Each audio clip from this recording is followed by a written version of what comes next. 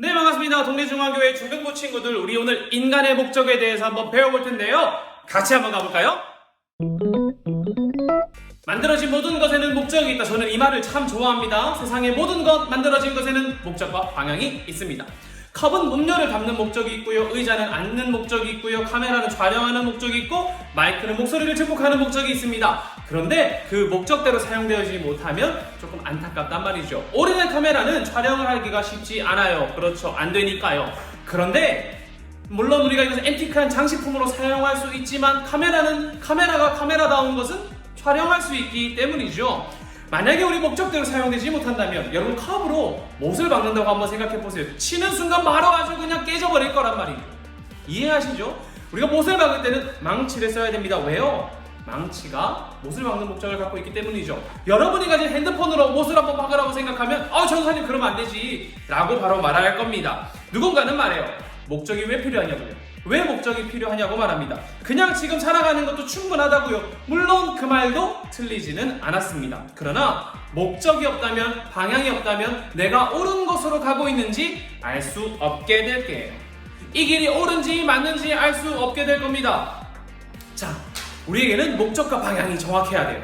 지금 내가 하는 행동이 옳은지 맞는지 정확한 건지 알기 위해서는 우리의 목적을 보아야 한단 말입니다. 여러분의 목적이 만약에 오늘 이번에는 공부해서 10등을 올리겠어, 10점을 올리겠어. 그런데 여러분이 공부를 하지 않아요. 그러면 여러분의 목적과 방향대로 사는 걸까요? 아니란 말이죠. 우리의 삶에서 목적은 우리의 옳음과 행위에 대한 참된 것을 포함합니다. 참된 목적이 없다면 우리는 옳은 것을 살아갈 수 없단 말입니다. 어떤 삶이 옳을까요? 그렇다면 어떤 삶이 옳을까요? 공부 잘하는 거요. 그것도 중요하죠. 그러나 그것 말고 우리의 삶의 가장 중요한 문제, 어떤 게 옳은 삶일까? 어떤 방향이 옳을까? 고민해야 된단 말이에요.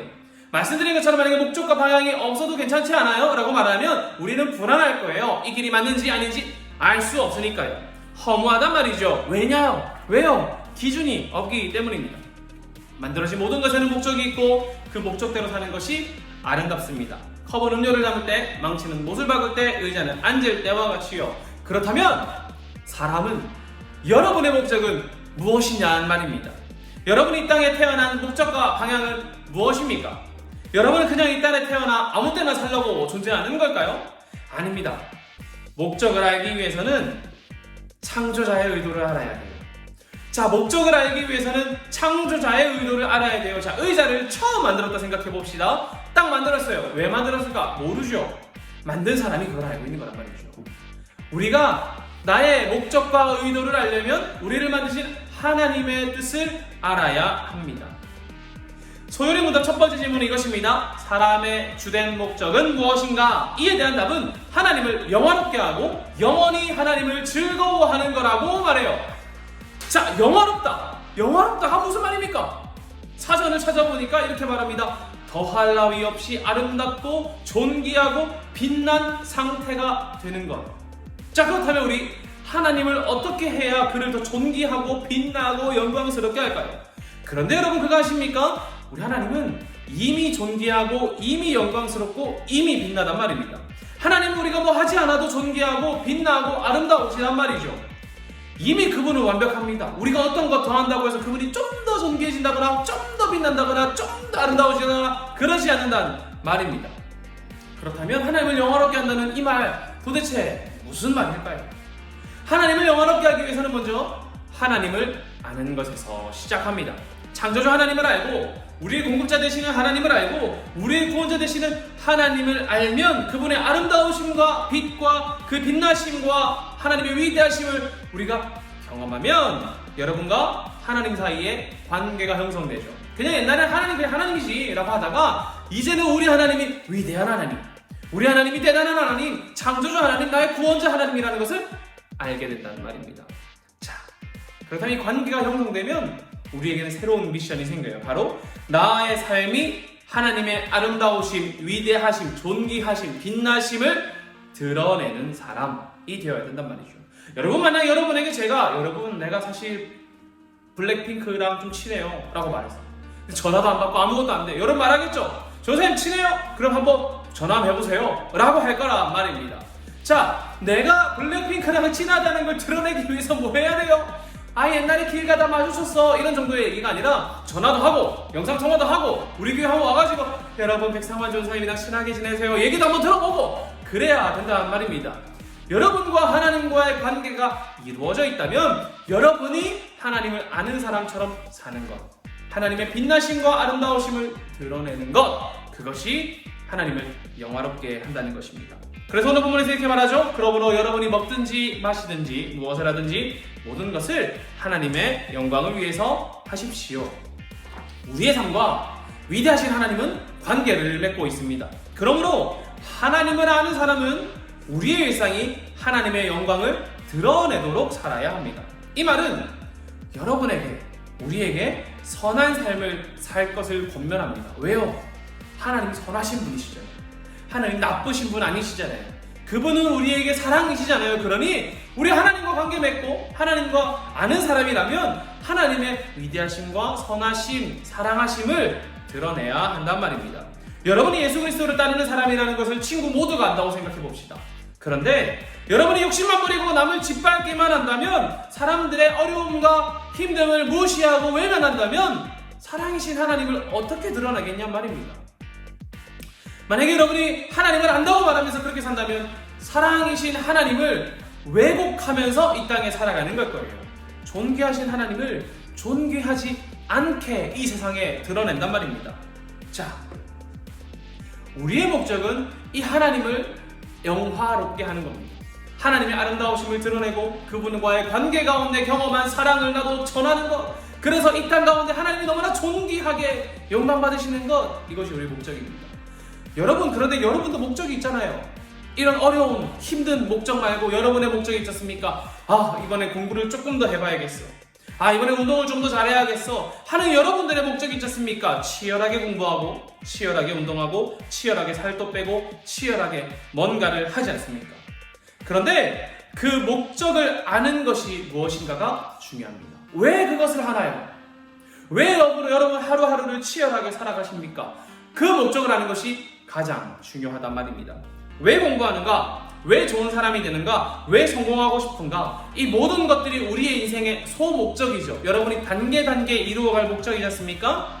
그러나 우리의 이 소목적은 가장 큰 목적을 향해 나아가야 돼요. 여러분이 공부를 열심히 하는 이유도, 또 좋은 삶을 사는 것도, 선한 삶을 사는 것도, 또 멋있는 사람이 되는 것도, 그 모든 이유가 단 하나의 방향, 어디입니까? 하나님을 영화롭게 하는 그 방향을 향해 걸어가야 된다는 것입니다. 성경은 이 모든 것들을 통해 하나님을 영화롭게 하고 하나님을 즐거워해야 된다고 말해요. 하나님을 영화롭게 한다는 것은 앞서 말씀드린 것처럼 여러분의 삶의 중심에 하나님이 계시고 하나님의 사랑, 따스함, 아름다움 등을 여러분의 삶으로 드러내는 것입니다. 존귀하신 하나님을 여러분의 삶에 존귀하게 드러내는 거예요. 그러므로 사람이 이 땅 가운데 하나님을 영화롭게 하고 하나님을 전하고 하나님 백성다운 삶을 살기 위해서는 해야 되는 게 무엇이냐면 하나님을 알아야 됩니다. 시편 73편 25에서 28절에 이렇게 말해요. 하늘 외에 주 외에 누가 내게 있겠습니까? 이 땅에서도 주밖에는 내가 사모할 분이 없습니다. 내 몸과 마음이 점점 약해집니다. 그러나 하나님은 내 마음의 힘이시며 영원한 나의 전부이십니다. 주를 멀리하는 자는 망할 것입니다. 주께 신실하지 못한 자들은 주께서 멸하실 것입니다. 나의 복은 하나님을 가까이 하는 것입니다. 주 여호와는 나의 피난처이십니다. 주께서 하신 모든 일을 내가 전파하겠습니다.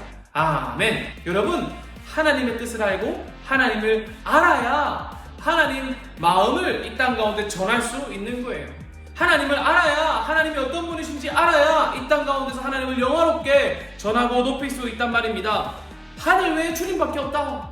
나는 주님께로 가까이 가는 것이 내게 복이다 라고 우리는 살아야 한다는 것입니다. 자, 여러분, 이 말은 나는 이 세상 모르겠고 천국이나 가자 이것이 아니라 오히려 우리의 삶의 모든 초점이, 여러분의 하루하루가 살아가는 모든 삶의 초점이 하나님께 있다, 이 말을 말하려고 하는 것입니다. 그래서 이 방향대로 살아가는 우리의 삶이 목적에 합당한 삶이며 하나님과 동행하는 삶이라는 것입니다. 이 말을 다르게 말하면 하나님을 인정하는 거예요. 여러분의 모든 방향에서, 모든 활동에서, 모든 곳곳에서 하나님을 인정하는 것입니다. 공부하는 거, 운동하는 거, 살을 빼는 거, 살아가는 거, 관계 맺는 거, 모든 것 가운데 하나님을 인정하고 내 삶에 하나님다운 삶을 살도록, 하나님 백성다운 삶을 살도록 하나님께 나의 주권을 내어드리는 것입니다. 내 삶의 시작과 끝이 하나님이라는 것, 나를 만드시고 나를 공급하시는 분이 하나님이라는 것, 이것이 하나님의 백성다운 삶, 주님을 영화롭게 하는 것입니다. 그냥 하나님 영광 받으세요, 이게 아니라 여러분의 삶이 하나님의 사랑을 드러내므로 하나님을 더욱더 존귀하게 만드는 것입니다. 그렇다면 오케이, 영화롭게 하는 거 알겠어요. 그럼 즐거워하는 거는 또 뭡니까? 우리 한번 사랑을 한번 생각해 볼까요? 사랑하면 이런 생각도 들고, 야, 내가 너만 생각만 해도 너무 행복하다. 너랑 함께 걷는 것도 행복하고, 내가 너랑 밥을 먹어도 행복하고, 너랑 커피를 마셔도 행복하고, 영화를 봐도 행복하고, 가만히만 있어도 행복하고, 저기 자연을 봐도 행복하고, PC방을 가도 행복하고, 다 행복할 거예요. 여러분 사랑하는 줄 알고, 미안합니다, 모를 수도 있어요. 자, 아무튼 그런 것이 사랑이라는 말입니다. 하나님을 즐거워하는 것이 이런 거랑 비슷하다고 생각하면 돼요. 하나님을 진정으로 사랑하는 것입니다. 그래서 내가 하나님과 함께 있기만 해도 행복한 거예요. 하나님 생각만 해도 즐거운 거야. 내 삶에 어려움이 있어도 하나님을 생각하면 내 삶에는 기쁨과 즐거움이 충만한 것입니다. 사랑을 하면 상대방의 모든 것이 내게 기쁨이며 즐거움입니다. 여러분 근데 그거 알아요? 하나님이 우리를 이렇게 사랑하셨단 말입니다. 하나님께서 우리를 이렇게 사랑하셨어요. 우리가 죄 가운데 있을 때에도, 우리가 낭만 가운데 있을 때에도, 잘하고 있을 때에도 모든 순간에 하나님께서 우리를 보시면서, 이야, 나 상환이랑 이거 너무 행복하다. 상환이 생각만 해도 너무 좋다. 내가 저 아이가 저기 어려움 가운데 빠져있고 죄 가운데 빠져있는 걸 빨리 일으켜줘야겠구나. 그러면서 행하신 그 사랑, 이것이 하나님의 사랑입니다. 우리가 하나님을 즐거워한다는 것은 하나님이 마치 도구처럼, 하나님 나이가 안 되니까 해주세요, 아싸 해주셨다, 이런 정도의 즐거움이 아니라, 내가 하나님이 너무 좋아서, 나의 사랑이신 하나님이 너무 좋아서 그분을 생각만 해도 즐겁고 행복하고, 그분이 나와 동행하는 나의 발걸음이 즐겁고 행복한 것입니다. 하나님은 우리도 하나님을 사랑하길 원합니다. 하나님께서 내게 이거 해주시니 나도 저것 정도는 해드릴게요. 하나님 나한테 1등 주시면 내가 예배 정도 해드릴게요. 새벽 기도 나왔으니 하나님 나한테 이거 해주세요, 라는 거래가 아니에요. 참된 사랑은 그저 그 존재 자체를 사랑하는 겁니다. 하나님이 여러분을 사랑하는 것처럼요, 여러분도 그렇게 하나님을 사랑하여 즐거워하십시오. 그런데 이 말을 다르게 말하면 무엇인 줄 알아요? 행복이라는 말입니다. 아니, 하나님을 아는 게 행복이라고요? 맞아, 하나님과 함께하는 것이 행복입니다. 우리를 만드신 창조자의 목적을 알고 그분의 뜻을 살아가고 나도 그 하나님으로 인해 사랑을 누리는 것, 이것이 우리의 행복입니다. 인간의 만들어진 목적이기 때문이고요. 인간은 하나님을 사랑하고 하나님과 동행하고 하나님과 행복하며 하나님과 함께하면서 행복하기 위해 만들어졌습니다. 여러분 인생에 많은 목적이 있을 것입니다. 그 목적들을 무시하라는 것은 아니에요. 아이, 공부도 하지마, 운동도 하지마, 이런 말이 아닙니다. 열심히 공부하십시오, 열심히 운동하십시오, 열심히 사람들을 사랑하십시오. 왜냐하면 그것이 하나님께 영광이 되는 삶이 되기 때문입니다. 하나님께서 내게 주신 하루하루를 최선을 다해 공부하고 최선을 다해 깨달은 것들을 나누면서 친구들을 사랑하십시오. 그것이 하나님의 사랑의 방식이기 때문입니다. 열심히 운동해서 좋은 성적을 내고 또 최선을 다해 하루를 살아가서 좋고 멋진 사람이 되십시오. 그리고 하나님 백성다운 삶을 살아가십시오. 사람들과 좋은 관계를 많이 맺으십시오. 사람들에게 잘해주기도 하고요, 좋은 말도 해주고 위로도 많이 해주십시오. 왜요? 내 인생이 나중에 도움될 것 같아서요? 아니요. 하나님께서 나를 그렇게 사랑하셨다는 것을 내가 알기 때문입니다.